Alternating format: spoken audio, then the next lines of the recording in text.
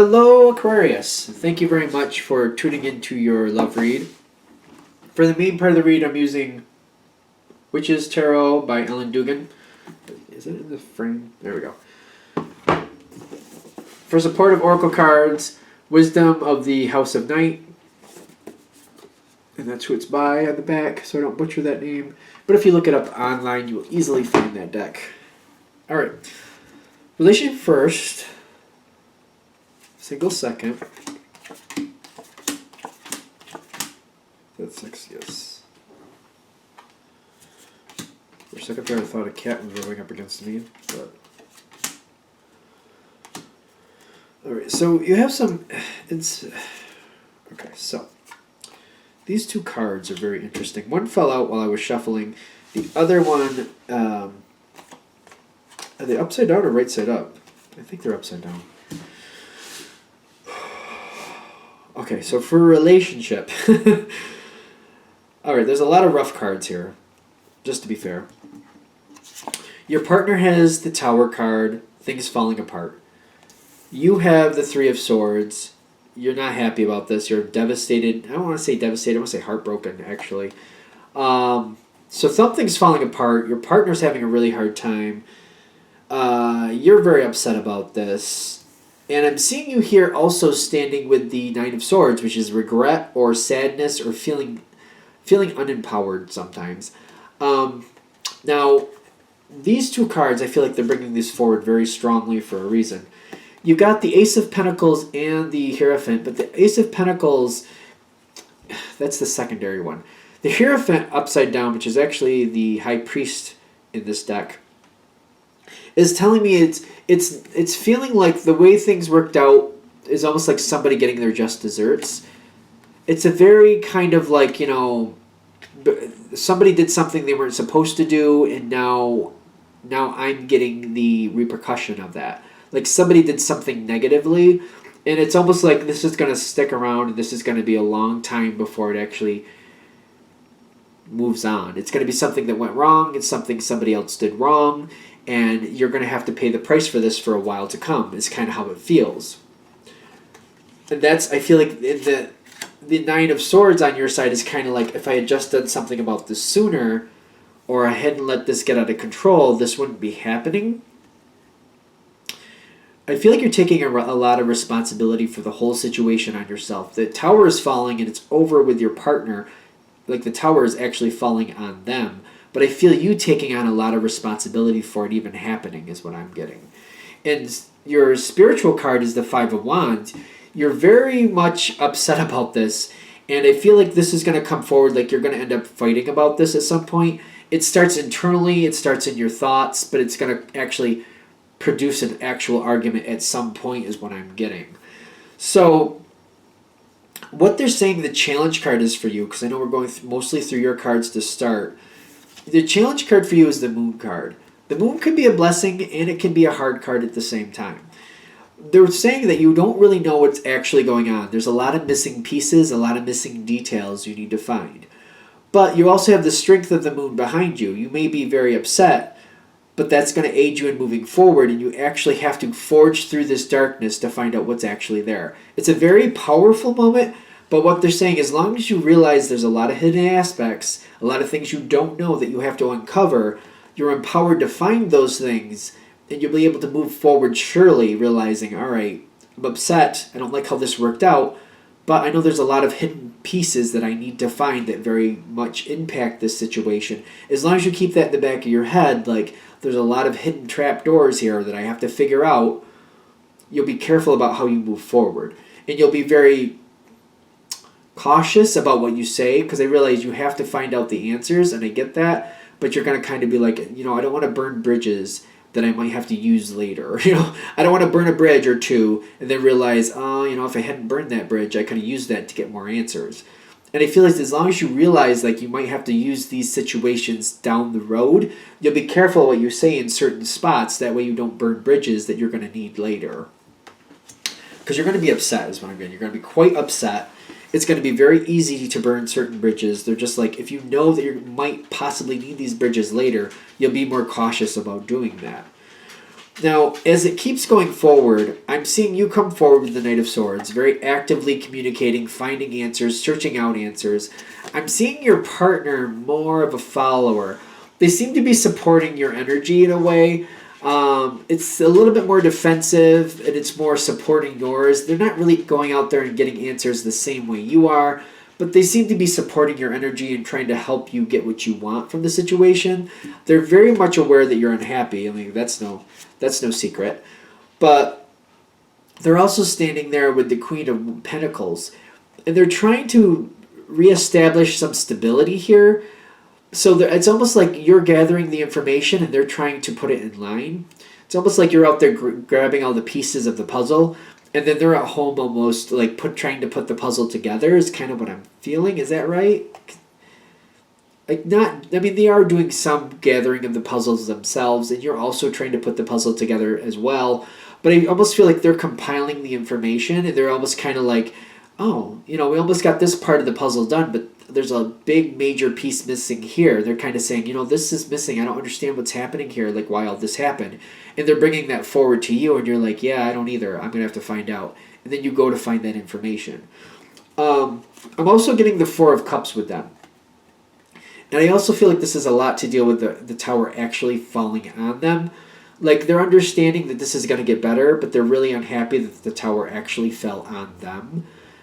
So they seem to be very upset about that. It's kind of one of those things that's kind of lingering on them. It's kind of tainting their attitude towards the situation. Like, literally the tower fell on them. So even though things are getting better, they're still kind of licking their wounds at the same time. Is kind of how I feel. So that might be like why you're the stronger one going out and getting information, and why they're holding back a little more, because they're kind of wounded in a sense. I'm getting that wounded feel with the Four of Cups. Like, they understand things will improve, but they're really unhappy that they're the ones that has to clean up the mess. Like, they're the ones that actually have the broken bone, if that makes sense. You know what I mean? The tower fell on them, so they actually have the broken bone. Is that making sense? Because to me it seems like it's going a little off to the side. I'm getting like a cloudy feel with that. Almost like they're a little bit dejected or a little bit disconnected from the situation. Like, they're not as strongly engaged because they're upset about it actually happening to them directly, and they're a little bit dissociating from it. But it's because kind of like that licking their wounds feel. You may I think you're going to notice this quite obviously. The energy is a little heavy there, and I'm feeling them a little foggy. Their energy is foggy there. So you may notice they're kind of dropping the ball here and there, and they're not as engaged as you are. That might explain it. I don't know if that's going to be acceptable to you, but at least it'll explain it a little bit more.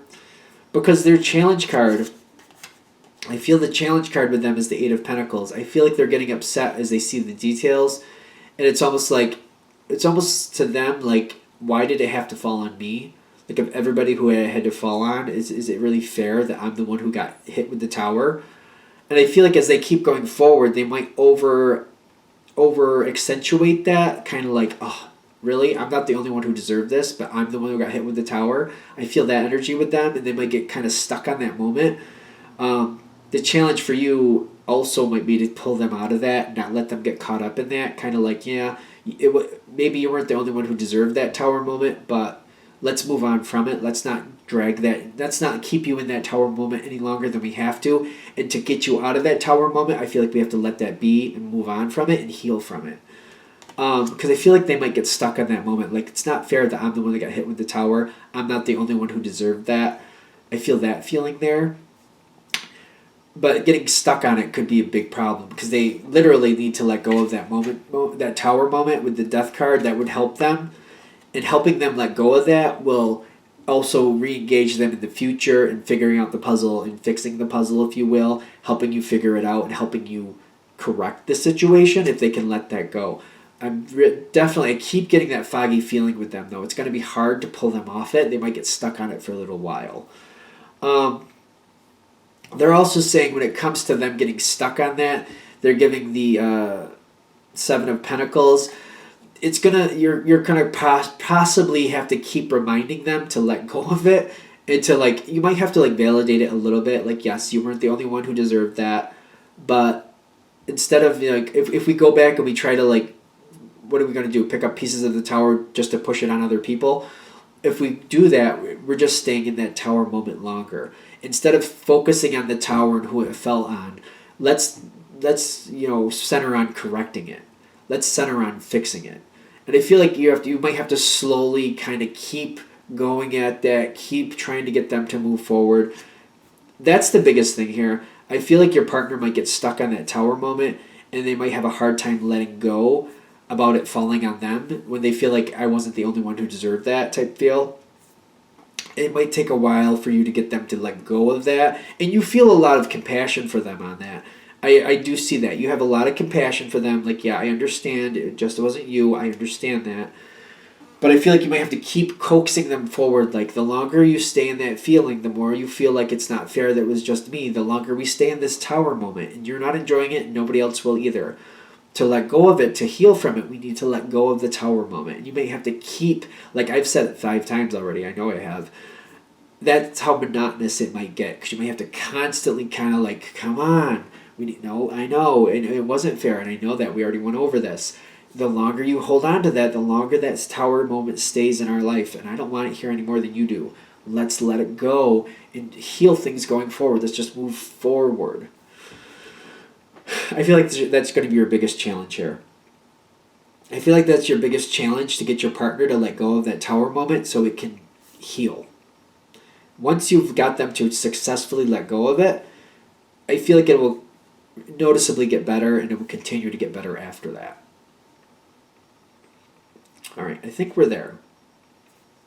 We didn't do any of the oracle cards for that, I noticed. The energy was strong with that, though, so the message came through, so I think that's good. What do we have for single Aquarians? What do we have for single Aquarians? Messages for single Aquarians. What do we have for the single Aquarians? Empowering messages for Aquarians, single Aquarians. Is a very interesting feel, because there's a very strong amping up of, like, the energy all of a sudden, and it was there before, but it kind of dulled down at the end of the last reading here. There's a good feeling coming. Okay, let's let that energy go. Let's just kind of see if there's something else I got to pull in here. There's a lot of positive cards here. And the end cards are very good. The beginning cards, well, the current cards and the end cards are really good. The past and the immediate future after that, we'll see. We're actually going to do a clarifier for each and leave these where they are. Okay. You're involved in a situation, Aquarius, single Aquarius, that has a lot of different possibilities. But for you, it's deciding what's real and what's not. This is a situation, looks like it has a lot of possibilities, is what I'm actually getting. But if you're going to use the number 7, 2 to 3 are maybe true possibilities. The majority of them are not really going to happen. It's discerning what's real here and what's not. And what I'm feeling here is, like, you have a person around you that is not really engaged in a resolution.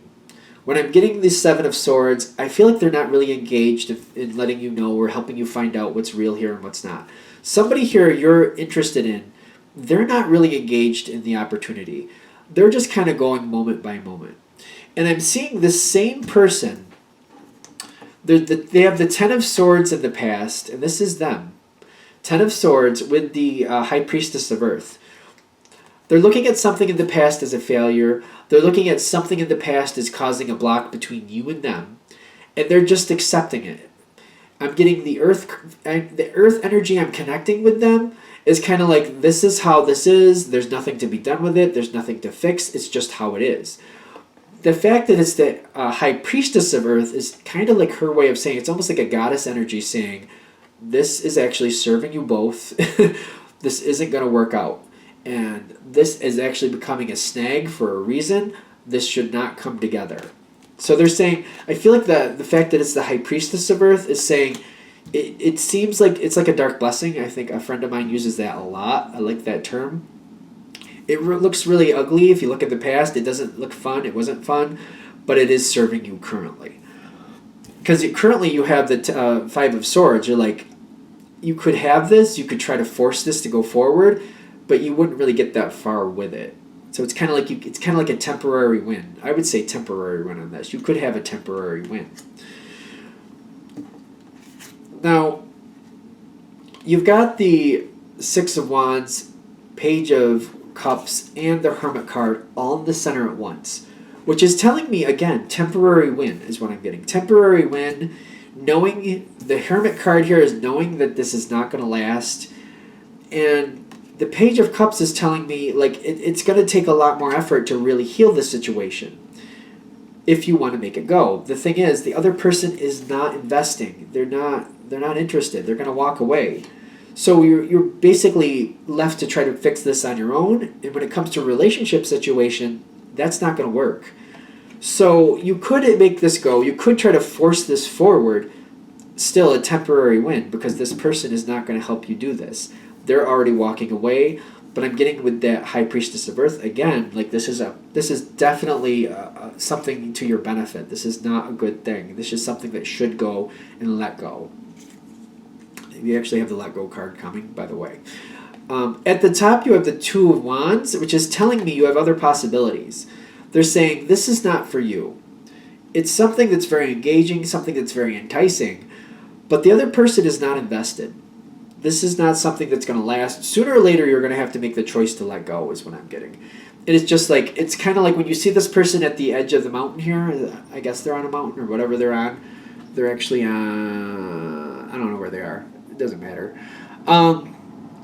It's kind of like, what way do I go now? Do I go down the river, or do I go up the river? Do I go across that plain between the rivers? Like, which way am I going to go? And you're coming up to that moment where it's just kind of like, this is going to end. This is going to go away. Where do I go next? Do I go left? Do I go right? Do I go straight? Where am I going to go? Okay, so for a lot of you, this is actually going to hit that there's somebody around you you're interested in, that they're not working with you. They're saying, let that go. And then they're giving you encouragement after, because at first, it's going to be hard for you to let go. You're not going to really want to. You're going to be like, this could have been a great opportunity. This person will work with me. You're kind of forced to let go. You're not happy with it. I see you kind of feeling like you want to work at it. You still want to work at it. You got the Three of Pentacles, but they've kind of walked away from you. You still want to work at it. You have to let go because they're not willing to. You got the Five of Cups. You're not happy about this. You're kind of feeling like this would have been better if they just worked with me. The last two cards are your up cards. And this is what this whole reading, I feel like this whole reading is about. They're like saying, let this one go, because you know what? You got somebody better coming toward you. And when I say better, somebody who wants to fight with you, somebody who wants to help you work this out, somebody who wants to stand with you. When I'm getting the Knight of Cups with the Nine of Wands, this is somebody who wants to create something with you and wants to stand strong and make it happen. This is somebody who's going to get invested in you, and once it starts, they're going to fight to keep it. So I feel like they're saying something better is coming your way. Let this one go. It's hard to do that, and I agree with that, because the energy is hard for you to let go is what I'm getting, because you have some passion for this person. You're seeing a lot of opportunity. The thing is, there's really no opportunity if the other person's not really willing to work with you. It's just, instead of this being a card of opportunity, it's a card of fantasy, because they're not willing to help you. They're saying, let that go. Somebody better, somebody you're going to be passionate about, somebody who's going to stand with you and help you make this survive, help you make this a success, is coming into your life. So make room for that person, and let this one doesn't want to work for it, let them go. You can't make a relationship all on your own. A relationship takes more than one person. So if they don't want to work for it, let them go. Let somebody else who wants to work with you come in. And that's an abrupt ending, but I feel like that's where that's ending. All right, I'm going to wrap that up there. Thank you for watching. If you'd like a direct reading from me, shoot me an email, jamesforastral@gmail.com. That's James, the number 4, astral@gmail.com. Thank you.